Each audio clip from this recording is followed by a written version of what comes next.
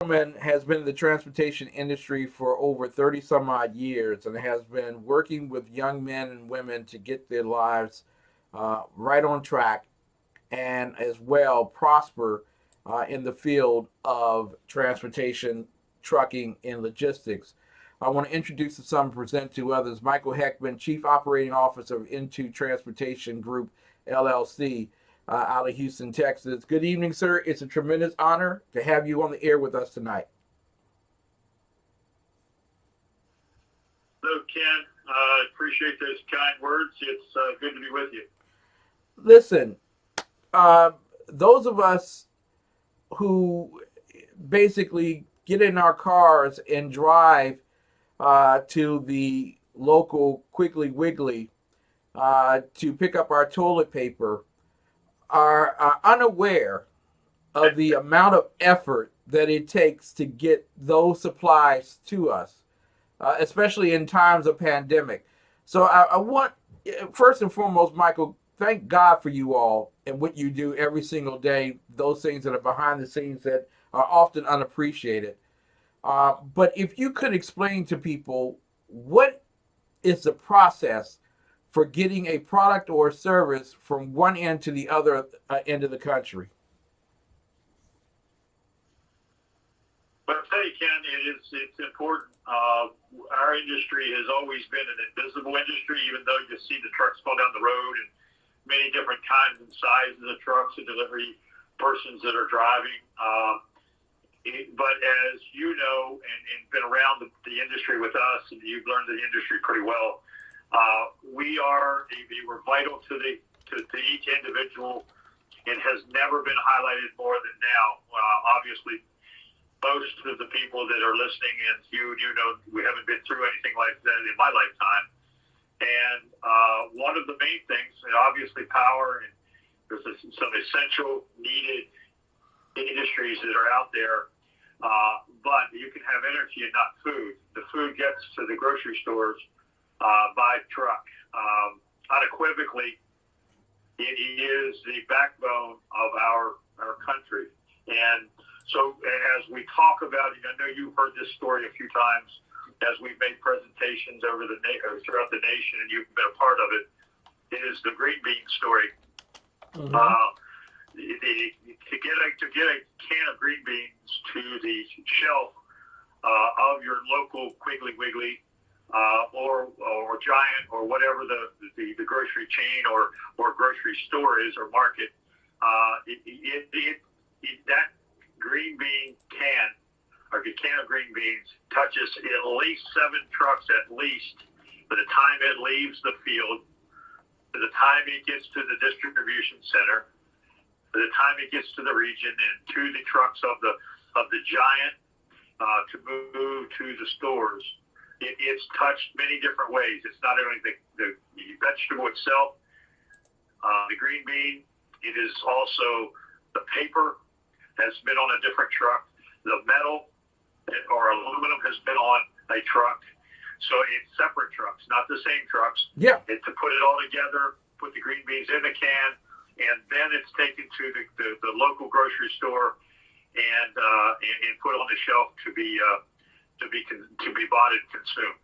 And in this situation, as I've watched, as being in my primary residence in Melbourne Beach, Florida, and we have a Publix that's very near. It's a 5 or 6 minute walk. So I've made a daily walk a couple times a day into the grocery store to watch some of the take a survey of the interesting things that are going on in the grocery store. But as you get there every day, we notice that the shelves are somewhat filled back up. There's never any toilet paper or any paper towels, which is kind of understanding about the paper towels and toilet paper. I still haven't figured that out yet. But they're gone. The water's gone. So it's very interesting. But a truck it's almost wait in the morning when they're opening up, and everybody's changed their hours, so that the hour to open, there's a long line 6 feet apart. Everybody's standing out waiting for the truck to get here, and then also to unload it. And the shelves are empty on some things, not all things. So it's very, very important that the oil and the gas that gets to the the gas stations, of course, nobody can drive, so I guess that doesn't really matter at this point. We've got stockpiles of oil everywhere, so but trucking is very important. It has been. I just read something, Ken. Yeah. That the shortage of trucks in January were at the height for the last 50 years. That was also touched again this month in the middle of the pandemic because the trucks were needed to be delivering so many supplies. So the roads were full of trucks, but the shortage got deeper because there was still a big need for the trucking industry, and of course, construction was still underway. Trucks were still delivering supplies to construction sites. What supplies were available that were already constructed before the stay-at-home and not work that was put into place by just about all the states. So they have been working round the clock, trucking companies of all sorts. But we are vital to the industry, and it's never highlighted, like I said, more than the last 3 to 4 weeks. Exactly. Now, a lot of people have this idea. They have this magical idea that food just grows inside the grocery store or something. It doesn't really get delivered, or that the trucks are like right around the corner or something. But there are truckers who have been working 18-hour shifts to get food and to get product across the country. And one of the things that they have to face is that they no longer have the conveniences that was once there. Am I correct in terms of being able to stop on the side of the road for the local restaurant to, replenish themselves and also care for their needs? Am I correct? Are you all facing issues? It depends on the state, Ken. I think with everything else is, I think it depends on the state. The trucks obviously are allowed to run. I don't think they're monitoring too much logs. Of course, most of it is electronic logs, so I think the drivers are driving more miles because there's less vehicles on the road, obviously. It depends on the state. I made a trip to a meeting since I'm in the industry. We're allowed to go to meetings and do. So I drove from Melbourne Beach up to Puller, Georgia last week, and I had not been out on Interstate 95 since Florida was a stay-at-home. So I just figured, you're hearing the rumors and this and whatever, lots of stories. So I just kind of figured, well, I bet you 95. It's interesting that Interstate 95 is probably empty, and it'd probably be weird to go out there. Like, you're looking at New York City with nobody going down the streets. It would be kind of eerie to me to go to 95 and not be any vehicles on it. Well, I was surprised. I got out to 95, and it was like a normal drive north on any day that I've been busy driving northbound. Cars coming southbound, U-Hauls coming southbound, and obviously lots of trucks. Mm-hmm. But it was like nothing was going on. I mean, it was day and night from Interstate 95 to where I live, because everybody's staying away from each other and concerned about how things are going and staying in their house, and no traffic on the streets going to work. But Interstate 95 was full, and as I got into Georgia, same thing. So to answer your question, I'm not sure. I have heard the stories of some things being shut down, but I stopped to get gas in Georgia, and they were open. There's a Wendy's I think it was a Pilot truck stop, so the truck stops were open. So I just think it's what part of the country that you happen to be in or what state you're in. Now, a lot of people also don't realize that these men and women, although in the industry is like 6% women, but nonetheless, the men and women who are going up and down the highways with all of this product, with all of these services, they too are subject to the virus themselves, and they are putting in more time and more effort than most Americans would believe, which takes them further away from their families during this time period.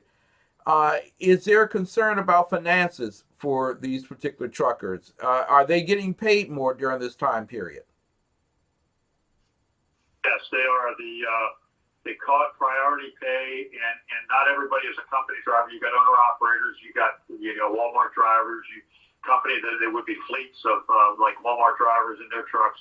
There is a premium on the pricing of moving all supplies, especially the medical supplies that are being moved from the manufacturers or the temporary manufacturers of masks and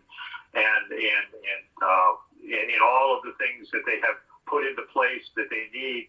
There's a premium price that is out there, and it's not just on government loads. It's kind of all over the place because these people are putting themselves out there amongst the masses and entering buildings but most of the trucking industry and the people that are on the roads have a good feel of not being in fear. Yeah. They're out there understanding that what they're thinking is this. If they're going to get something, they're probably going to get something anyway. So the virus was not scary to them. They're a different breed of people of their characteristics of how they take some risks, and so it's on their mind, but they're not worried about it. There's a difference, and those people have tough. They're tough. They're out there amongst cars, during the regular time when everything's not like it is now, and driving 80,000 pounds, 65 miles an hour amongst people that are in cars that are swerving in and out and not understanding how long it takes for a driver to stop a rig like that. So it is a concern on their part, but I don't think it's a worry on their part. I think they look at it as part of them being part of the important part of the fiber in the backbone of the country. Now, Bonnie Williams, and love dearly, Bonnie Williams, is in the chat room this evening, and she has a question for you. She says, "Do truckers need to stop at the weigh station as protocol, or are they waived during the pandemic?"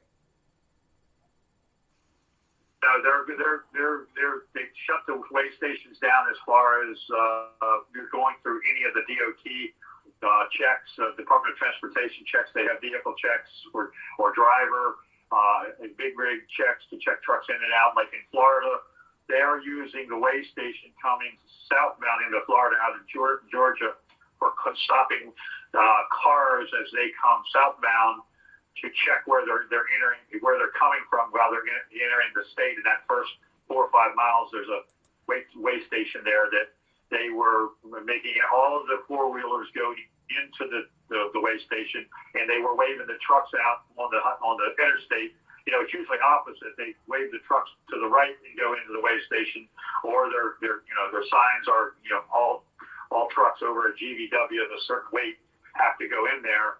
And they were all pushed out like the cars are usually done, and put the cars in the other position. So they go through one of these, and I talked to a gentleman that went through one in one of those points, and it's right north there or south of the Georgia line. And he said all you did was tell them where you were coming from. They really had TSA type people there that put type positions there that were just you walk up and ask where you're coming from, and if you didn't say New York or New Jersey, they would wave you on into the state. There you go. I've seen U-Hauls coming southbound. That's usually what you see coming in. Trucks, cars, U-Hauls, people moving into Florida, moving out of Florida. So it was very normal traffic that day that I made that trip up to Georgia. Very normal. Michael Heckman, who's the Chief Operating Officer of M2 Transportation Group, LLC, m2transgroup.com, m2transgroup.com. He and I have been working together for over 4 years now, and we were so far ahead of time, you would think we were time travelers, because we proposed the idea of interjecting the trucking industry into the purposes of actually getting individuals trained for employment. And Mike, I want to ask you something. What did you think when you saw the numbers creep up last week that there were 16 million Americans that were now unemployed? How do we get them in our industry? There's just we're not going anywhere, and that career path in the trucking industry, it's good paying work, it's good clean work. You can have a college education or not have a college education. You can You can have a lot of common sense, a willingness to work. You can learn what needs to be done because it is the number one way of having deliveries made. Trucking delivers 80% of the goods. Obviously it'll go cross country sometimes on trains and planes and barges and ships around go to the ports. But when it's delivered, normally it's by a truck or a delivery driver. I mean, there's even there's many positions that are available: sales, dispatchers, recruiters, administration people, accountants. There's all kinds of positions that are available. So as we look out and we see, it's like, oh wow, hospitality people. Hospitality people have the perfect characteristics. They're customer service people to be in our industry. And you go into a restaurant or you get do a lot of entertaining at certain places. You get to know some of the hospitality people, and they say, you know what, I really made good at this business, but I just need to go do something else. They got to get out of the business. And so as the hospitality people have hit the unemployment lines, we obviously thought, well, we need to get these people. What's the story out to these people to know we can train them and get them into business and place them into jobs immediately. But we also decided, why just wait to the unemployed hospitality people? Because if some people are going to make it back to work there in that industry, let's play and let them know, play to them as well. Come on over. You got a career path of an industry that's going to be around forever, way beyond my days left on earth, and it's going to be a vital and a backbone of our industry. So as we're still focused on the things that you and I have been focused on, and Bonnie and over the years, and that is becoming more prevalent, especially returning citizens that are coming in. And of course, there's a lot more returning citizens that are having an opportunity to step out back into the real world, and they need work in the trucking industry. If you have a criminal record, everybody makes mistakes. Everybody needs a second chance. This is the business to be in. It is a business that is full of adrenaline, make good money, and help your mankind, because if they don't have food on these shelves, if we thought that it was a panic, whenever they're reporting this as a panic, no food on the shelves, they're upset when there's no toilet paper on the shelves. If you didn't have any food on the shelves, we would be a third world country. I mean, that's just where we would have went very quickly. So it's been a big part of that. It's been a big part of people still being somewhat calm because they can go get food, and the trucks are triple their deliveries and all that. So go ahead. I'm sorry. No, it's very important, Michael, what you just said, because there are lots of Americans who are sitting at home right now, and they are going to resumewriters.com via TheExceptionalConservative.com to get their resumes and things together, because they're out of work right now. And you have an organization that can actually train individuals to get into the trucking, logistics, transportation industry. Now, the first thing that people think, Mike, is I don't know how to drive a truck, so I'm not going to qualify for anything in the transportation industry. Is it so limited that you can only train somebody for being in a truck? Tell us about that. No, it's just not. It's not just about driving. We definitely need drivers. There's a shortage of drivers, but there's a small percentage of people that can be drivers. You can't have a DUI. There's certain requirements that you got to have to do that. We need to continue to recruit those people into business, in the industry. But really, what we need is salespeople, people like myself that have gotten older. We people that are going to retire. I'll never retire, but there are people retiring from the business. You need salespeople, sales managers. If you learn Trucking 101 and Trucking and Brokerage 101, you can get a job with a brokerage company, a trucking company, a logistics warehouse, a freight forwarder. There's many different angles that you can go and fan yourself out into a career path in an exciting industry. To watch how the back end of the company or the country builds itself, refurbishing airplanes. We haul engines. We watch how high-rise buildings are being built. You see the high-rise cranes that lift all the supplies up into, as they build the high-rises 20, 30, 40 stories high. Those cranes were brought in there by trucks, 22 or 23 loads of crane parts that go along with putting that up. And some other cranes that are going on big sites, 300 loads of crane parts to get a crane moved. There's just many things that the industry does. The hauling food, there's many things, and you need salespeople, you need coordinators, you need dispatchers, you need people to learn the business and the tactical side of the business. We provide that training, which are one of our divisions. We provide that training, and then we provide the job for them to plug into. Mike, it was very hard at the beginning. Exactly. Yes. Mike, I want to ask you here because we got to come to the close very shortly, but I got to ask you here. Yep. And I'm going to have you come back in a few weeks because this industry is so vital. This is a freaking vital industry. 80% of whatever is moved in this country is done by trucks and logistics in that particular fashion.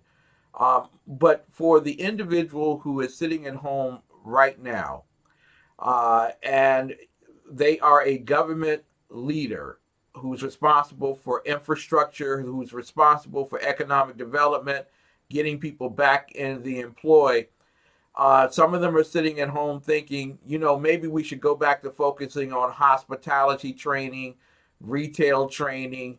And the Federal Reserve today came out in the Beige Book and said that those were the industries that were the hardest hit. Not transportation, but retail and hospitality. What do you say to those government leaders in terms of dealing with our infrastructure for the future, in terms of dealing with transportation and logistics and low-income, unemployed individuals in their communities?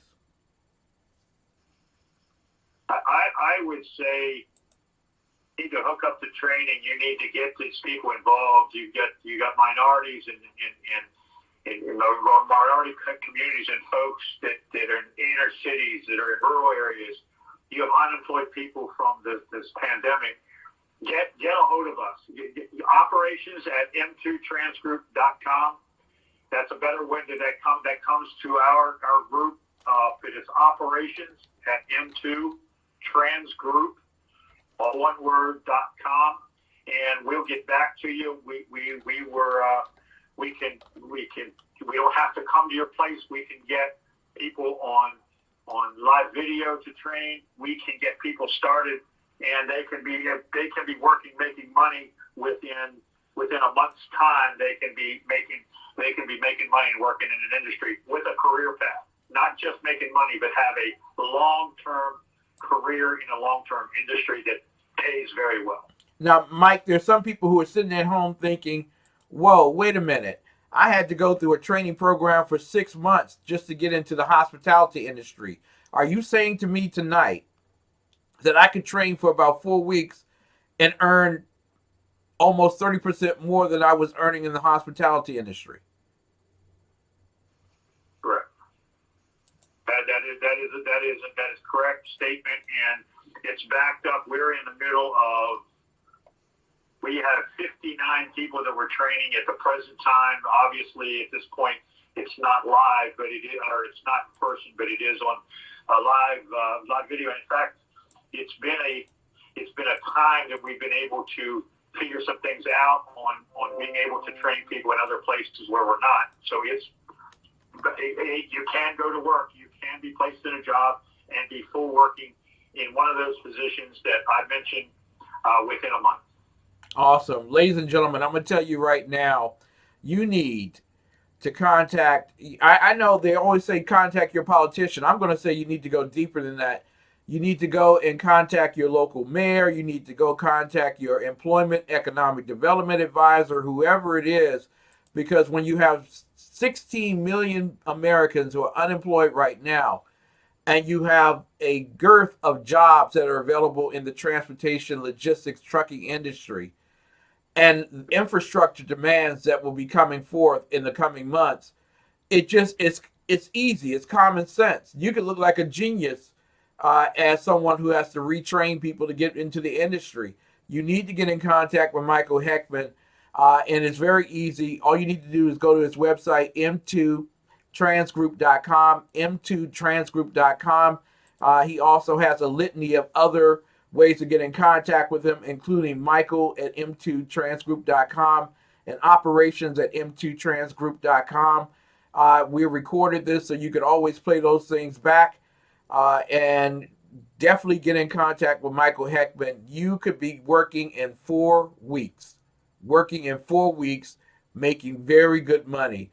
Can you tell them what someone who can sit at home and can do what do you call it when you're uniting the trucker with the seller or whatever? Who handles that, and how much can they make in a short span of time?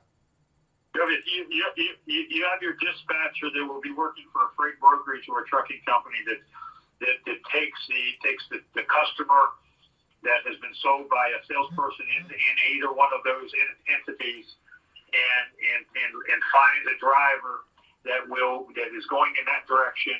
They negotiate a price and they move it. And those people will start out at $45,000 to $50,000, and then as they develop and become good at what they do, they can move into management positions. They can become entrepreneurs and open up a freight brokerage, and they can make upwards to $100,000 within the industry, within some of those job positions that I mentioned. It's work, but it's not given to you. But it's good work, and it's good, wholesome work, and you can not only be helping yourself make money for your family and your community, you also can be helping the nation rebuild itself as we go with infrastructure and just general business. I mean, getting the goods to the stores, to the construction sites, and feel like you're really a part of the fiber of the country. Sometimes you get a job, you don't feel like you're part of the fiber, but I can assure you, when you get this in your blood, you'll do it for the remainder of your work days. There you go. Just that type of industry. Michael Heckman, great friend, and a tremendous business leader, Chief Operating Officer for M2 Transportation Group, LLC, m2transgroup.com. And you need to get in contact with him to get your unemployed people in your community working again. It's just that simple. Mike, thank you so much for coming on. I'm going to have you come back in a few weeks and talk more about getting people trained and getting into the workplace in the transportation, logistics, and trucking industries. I appreciate you, brother. I appreciate you taking time, and look forward to talking to you again soon. And tell Bonnie I said hello. All right. Thank you so much. Stop giving her so much love. Thank you, brother. All right. Thank you, brother. Take care, man. You too. Ladies and gentlemen, the nation rolls on. Believe it or not, the nation rolls on. But we can't roll without the truckers. We can't roll without the logistics people. We can't make infrastructure happen in our country unless, ladies and gentlemen, unless our trucking industry is supported, our transportation industry is supported. It's more than just airplanes. It's more than just ships, ladies and gentlemen. There are men and women who get you the things that you need most, and they're doing it right now while you sleep. Ladies and gentlemen, we'll be back with more of the best in urban conservative talk. You, my friend, are listening to the host of this particular program, the Exceptional Conservative Show host. It's Ken McClinton. We are a republic. We are not a democracy, ladies and gentlemen. And you can find out more about our movies that are coming up for the weekend, and as well our very great hosts. There are a ton of great hosts on our network. The best in urban conservative news and talk, TheExceptionalConservativeShow.com. We will be back with more of the best. Janis Hall is coming up, and we'll be talking about the Middle East, ladies and gentlemen. It's a dangerous place right now.